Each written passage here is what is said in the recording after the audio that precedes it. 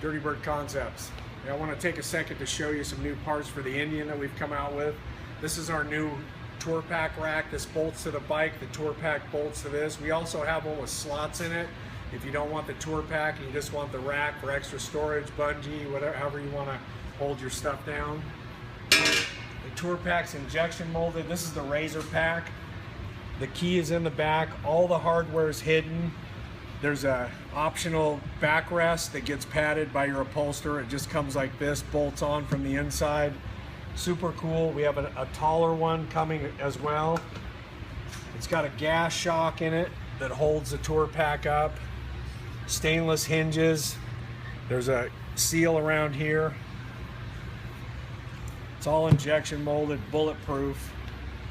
Super cool addition for your Indian. Check out the website. We've got them on there right now with prices. We have a taller one as well. Thanks for looking.